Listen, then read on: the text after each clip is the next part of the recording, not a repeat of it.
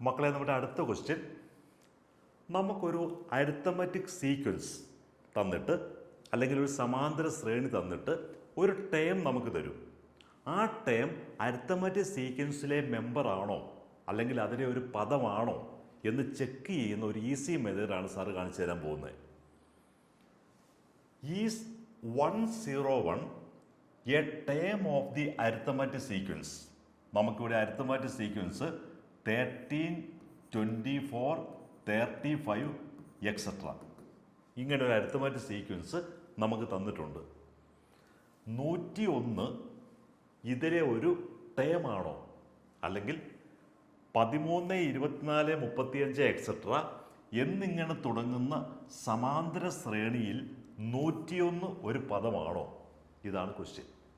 അപ്പം ഈ ഒരു സമാന്തര ശ്രേണിയിൽ 101 എന്ന് പറയുന്ന പദമുണ്ടോ? അല്ലെങ്കിൽ is 101 A term of the arithmetic sequence? ഈ കാണുന്ന സീക്വൻസിൽ 101 ഉണ്ടോ? നമ്മൾ എങ്ങനെ ചെക്ക് ചെയ്യും?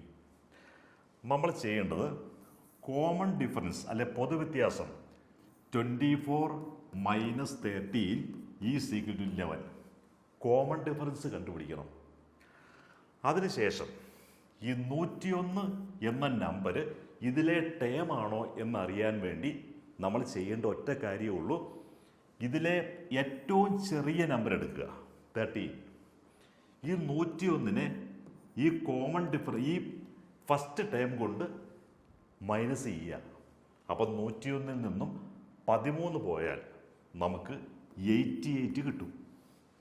ഇനി നമ്മൾ ചെയ്യേണ്ടത് ഈ നമ്പറിനെ 11 കൊണ്ട് ഡിവൈസിബിൾ ആണോ, അതായത് 88/11 ഈസ് ഈക്വൽ ടു 8. 88നെ 11 കൊണ്ട് ഡിവൈസിബിൾ ആണ്. അതുകൊണ്ട് നമുക്ക് എന്ത് പറയാം? 101 is A member of the given arithmetic sequence. അല്ലെങ്കിൽ 101 എന്ന പദം 13, 24, 35 എക്സെട്ര എന്ന അരിത്തമാറ്റിക് സീക്വൻസിലെ ഒരു മെമ്പറാണ്. ഇനി വേറൊരു ക്വസ്റ്റ്യനും കൂടിയുണ്ട്. What about 1001? അതായത് 1001 1001 ആയാലോ? 1001 ഇതിലെ ഒരു പദമാവുമോ? ഇവിടെയും നമുക്ക് ചെക്ക് ചെയ്ത് നോക്കാം.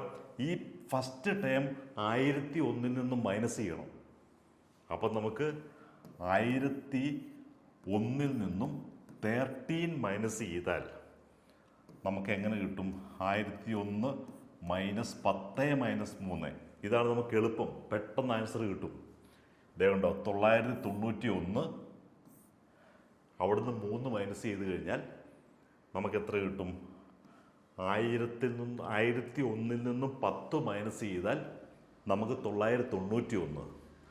അവിടെ നിന്നും 3 മൈനസ് ചെയ്താൽ 888. 8, 8, 8 എന്ന് കിട്ടും. ഇതിനെ 11 കൊണ്ട് ഡിവൈസിബിൾ ആണോ? നമ്മളെങ്ങനെയാണ് ഒരു നമ്പറിനെ 11 കൊണ്ട് ഡിവൈസിബിൾ ആണോ എന്നറിയുന്നത്? അതിന് സാറ് ട്രിക്ക് പറഞ്ഞുതരാം. ഒരു ഡിവൈസിബിലിറ്റി ടെസ്റ്റ് എന്ന് പറയുന്ന ഒരു സംഭവമുണ്ട്. സാറിൻ്റെ ബേസിക് ഫണ്ടമെൻ്റലിൻ്റെ ക്ലാസ് അറ്റൻഡ് ചെയ്യുന്ന മക്കൾക്ക് എല്ലാവർക്കും അതറിയാം. സാറിൻ്റെ ബേസിക് ഫണ്ടമെൻ്റൽ ക്ലാസ് അറ്റൻഡ് ചെയ്യാൻ സാറിൻ്റെ വാട്സപ്പിൽ ക്ലിക്ക് ചെയ്താൽ മതി, അല്ലെങ്കിൽ വിളിച്ചാൽ മതി. സാറും സാറിൻ്റെ എക്സ്പേർട്ട് ടീച്ചേഴ്സും മക്കൾക്ക് ബേസിക് ഫണ്ടമെൻ്റൽസ് എന്ന് പറയുന്ന ഒരു പാക്കേജ് പഠിപ്പിച്ചു തരും. നമുക്ക് ഒരു നമ്പറിനെ 11 കൊണ്ട് ഡിവൈസിബിൾ ആണോ എന്നറിയാൻ നമ്മൾ ഓൾട്ടർനേറ്റ് നമ്പേഴ്സ് എടുക്കുക. Alternate numbers, first position, third position, പിന്നെ ഫിഫ്ത്ത് പൊസിഷൻ ഉണ്ടെങ്കിൽ അതെടുക്കുക. അതിനുശേഷം ഇതെല്ലാം കൂടി ടോട്ടൽ ചെയ്യുക. ഫസ്റ്റ് പൊസിഷൻ, തേർഡ് പൊസിഷൻ, 2 സ്ഥലത്ത് 8 വരുന്നത്. ടോട്ടൽ ചെയ്യുമ്പോൾ 16 കിട്ടും. ഇനി നമുക്ക് സെക്കൻഡ് പൊസിഷനും ഫോർത്ത് പൊസിഷനും സിക്സ്ത് പൊസിഷനും ഒക്കെയുള്ള നമ്പേഴ്സിൻ്റെ ടോട്ടൽ എടുക്കുക. ഇവിടെ സെക്കൻഡ് പൊസിഷൻ മാത്രമേ ഉള്ളൂ, അതിൻ്റെ ടോട്ടൽ 8 ആണ്. ഇനി അതിൻ്റെ ഡിഫറൻസ് എടുക്കുക. 16 മൈനസ് 8, 8 വരും. ഈ ഡിഫറൻസിനെ 11 കൊണ്ട് ഡിവൈസിബിൾ ആണോ എന്ന് നോക്കുക. 8നെ 11 കൊണ്ട് ഡിവൈസിബിൾ അല്ല.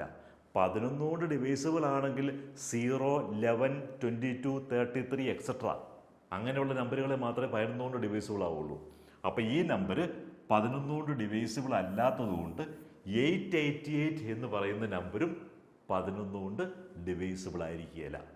അപ്പം നമുക്ക് 1001 എന്ന നമ്പർ 1001 എന്ന നമ്പർ 11 കൊണ്ട് ഡിവൈസിബിൾ അല്ല.